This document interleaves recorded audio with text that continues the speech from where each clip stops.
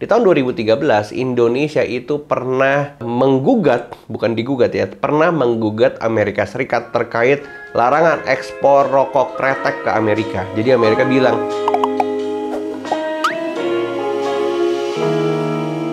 halo guys, welcome back to my channel bareng gue Juli Ekspor. Di video kali ini gue pengen ngomong kalau Indonesia digugat lagi sama Uni Eropa.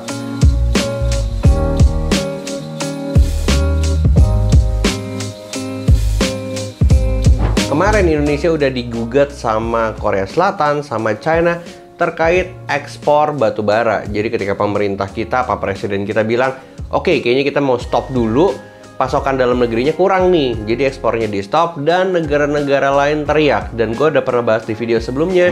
Demi menjaga pasokan batubara domestik untuk pembangkit listrik nasional, pemerintah sekarang melarang ekspor batubara selama 1 bulan. Cuman di sisi lain, larangan ini dinilai berpotensi menimbulkan bahwa Indonesia itu se-powerful itu. Jadi buat teman-teman yang berpikir kayaknya Indonesia ini nggak punya harapan, salah besar. Indonesia itu terlalu kuat, kalau kata anak game itu terlalu OP atau overpower dibandingkan negara-negara lainnya. Dan sekarang gue pengen ngebahas soal Indonesia digugat sama Uni Eropa. Terkait apa lagi nih?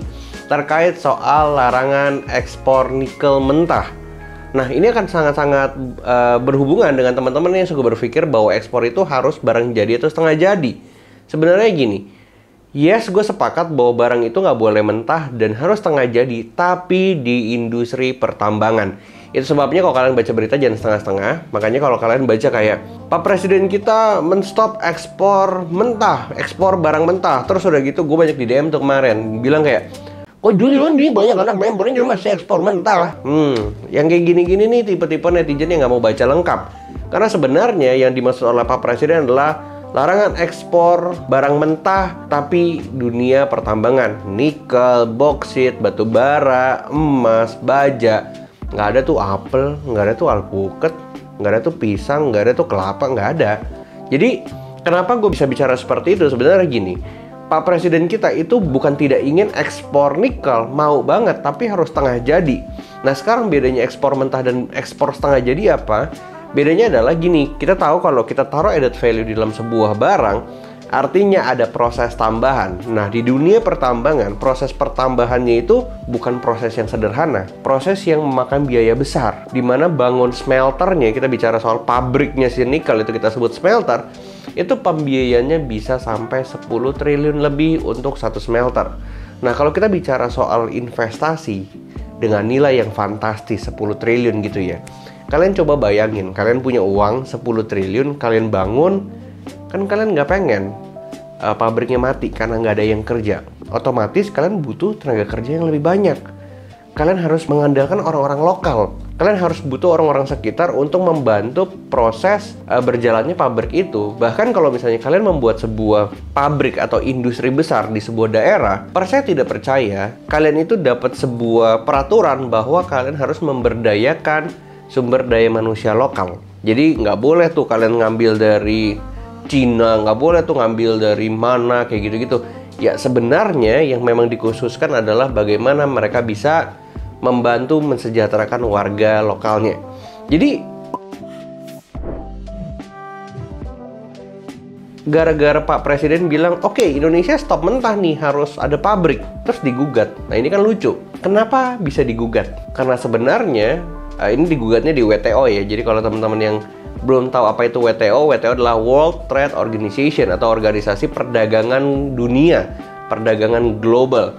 Jadi sebenarnya yang menggugat Eropa ini itu karena mereka tidak punya bahan baku yang mereka bisa produksi di sana. Jadi buat teman-teman yang nggak tahu nikel itu diproduksi untuk jadi stainless steel anti karat yang sangat-sangat dipakai dalam pembuatan industri otomotif. Jadi semua bahan mobil itu sebenarnya bahan bakunya dari nikel. Karena kalau misalnya bisa karatan, ya mobilnya jelek. Apalagi di Eropa, kita tahu sendiri, Ferrari, Lamborghini, McLaren, terus semua barang-barang mahal, mereka butuh kualitas bahan baku terbaik. Dan for your information, Indonesia adalah negara pengekspor nikel terbesar nomor 1 di dunia. Bahkan perusahaan otomotif dari Korea sendiri, LG dan Hyundai, mereka itu ngelirik Indonesia. Katanya Indonesia itu punya cadangan nikel terbanyak di dunia dengan nilai 5 miliar watt metric ton. Jadi masih segitu banyak. Jadi intinya kalau misalnya dieksploitasi bahan mentah sangat-sangat dirugikan sekali di Indonesia itu sendiri. Nah, sekarang pertanyaannya kenapa mereka menggugat? Yang tadi gue bilang, pertama mereka kekurangan bahan baku dan mereka sudah punya hilirisasi sendiri di Eropa sana. Jadi mereka sudah punya smelternya, mereka juga sudah punya proses pembuatan setengah jadinya. Dan kalau misalnya sekarang Indonesia bilang, nggak bisa lagi, lu nggak bisa beli bahan baku dan olah di sana, lo harus beli setengah jadi di sini. Artinya Pak Presiden kita, pemerintah kita itu pengen mereka itu berinvestasi di Indonesia supaya bisa buka lapangan kerja. Jadi intinya bukan nggak pengen diekspor, pengen, tapi harus setengah jadi. Nah, itu malah digugat, makanya lucu banget nih. Sekarang pertanyaannya adalah, kalau digugat kan bisa menang, bisa kalah. Nah, kalau menang, konsekuensinya apa, kalau apa? Nah, gue pengen ngejelasin nih. Good news-nya dulu. Kalau menang, Indonesia akan mengekspor setengah jadi khususnya di dunia pertambangan. Jadi nggak boleh lagi ada yang mentah. Semua setengah jadi. Dengan begitu, seluruh dunia akan berlomba-lomba untuk berinvestasi di Indonesia. Kurang lebih yang tadi gue bilang ada 5 miliar watt metric ton itu kurang lebih di 130 titik di Indonesia. Bahkan Indonesia itu masih banyak yang belum dieksplor. Artinya banyak banget yang bisa dieksplorasi ya, bukan dieksploitasi tapi dieksplorasi sama perusahaan-perusahaan asing yang di luar negeri yang akan masuk ke Indonesia. Nah, tapi kalau misalnya kalah, apa yang terjadi? Kita orang Indonesia ini harus berdoanya menang ya, jangan kalah ya. Kalau kalah itu sebenarnya Indonesia mau nggak mau harus bisa mengizinkan ekspor nikel mentah. Kita sebutnya ore, jadi masih dalam bentuk lumpur, masih langsung dikeruk kirim. Itu kalau terjadi kalah. Makanya Pak Presiden bilang kita nggak usah takut. Kenapa harus takut? Kan bukannya kita tidak pengen ekspor, kita mau ekspor, tapi kita maunya setengah jadi. Karena kita bicara soal Pancasila, sila kelima adalah keadilan sosial bagi seluruh rakyat Indonesia. Itu sebabnya Pak Presiden ini punya alasan yang kuat sekali untuk bisa berargumen di WTO nanti. Nah, untuk proses masuknya dalam, bilangnya apa ya, pengadilan dunia ini, itu prosesnya kurang lebih 1 tahun, bahkan bisa 1 tahun lebih.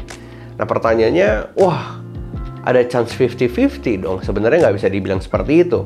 Karena Indonesia ini punya argumen yang kuat sekali, tapi tergantung lawyer ya, tergantung lawyer yang Indonesia pilih. Siapa yang Indonesia pilih dan lawyernya harus lawyer yang jago. Kalau ditanya pernah nggak sih Indonesia kasus-kasus seperti ini sebelumnya? Pernah banget. Di tahun 2013 Indonesia itu pernah menggugat, bukan digugat ya, pernah menggugat Amerika Serikat terkait larangan ekspor rokok kretek ke Amerika. Jadi Amerika bilang, nggak sehat nih rokok kretek dari Indonesia, nggak boleh masuk. Sedangkan Indonesia itu adalah salah satu produsen rokok kretek terbesar di dunia, yang dimana itu lapangan kerja yang terbuka gara-gara industri itu tuh jutaan orang. Kalau tiba-tiba larangan ekspor masuk ke Amerika di stop, artinya banyak pengangguran. Nah, itu sebabnya Indonesia akhirnya menggugat Amerika di WTO ini. Dan Indonesia berargumen sebenarnya cukup sederhana. Indonesia bilang gini, kan di sana ada rokok juga, rokok mentol. Apa bedanya dengan rokok kretek? Nah, Amerika akhirnya berargumen, beda, rokok kretek tidak lebih sehat dibanding mentol. Makanya kita pengen yang sehat. Tapi ternyata di dalam undang-undang WTO atau World Trade Organization, bahwa rokok kretek dan rokok mentol adalah sama-sama rokok gitu. Jadi akhirnya WTO itu memenangkan Indonesia dan dia bilang bahwa Amerika ini ternyata udah tidak patuh dengan peraturan dunia. Itu sebabnya didenda, disanksi, dan Indonesia diizinkan untuk ekspor ke Amerika. Jadi buat teman-teman yang belajar tentang dunia ekspor, sebenarnya ada satu perdagangan besar organisasi yang memang mengatur seluruh kelancaran transaksi barang di seluruh dunia. Jadi kenapa ada yang bisa masuk, kenapa ada yang enggak. Dan itu sangat-sangat diatur oleh World Trade Organization. Di luar pertambangan, di luar industri-industri besar, kalau teman-teman mainnya local hero dan teman-teman mainnya komodis perkebunan, pertanian, dan lain-lain, sebenarnya itu tidak jadi masalah. Karena kita bicara soal 100 kontainer, 1000 kontainer kita ekspor mandiri sendirian pun, itu masih tergolong kecil. Kalau ini bicara soal nikel, ini bicara soal skala negara, nilainya udah nggak main-main. Nilai potensi ekspornya tuh bisa ratusan triliun sampai ribuan triliun.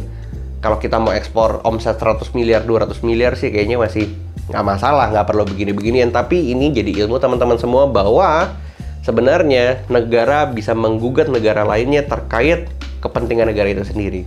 Indonesia digugat Eropa karena katanya Eropa punya kepentingan untuk beli raw, tapi Indonesia pun bisa menolak. Jadi serunya di dunia ekspor tuh seperti ini. Makanya kalau teman-teman masuk ke dalam dunia ekspor, harapannya teman-teman bisa berkembang, bisa jauh ngelihat bahwa ini cuma sekedar ngambil barang jual barang, bukan cuma sekedar itu, tapi ini bicara soal kesejahteraan masyarakat dan banyak orang. Kurang lebih seperti itu di video kali ini. Jangan lupa like, comment, dan subscribe, dan pantengin channel Juli Ekspor supaya channel ini bisa berkembang dan ngebahas soal dunia ekspor di Indonesia. So, stay tuned.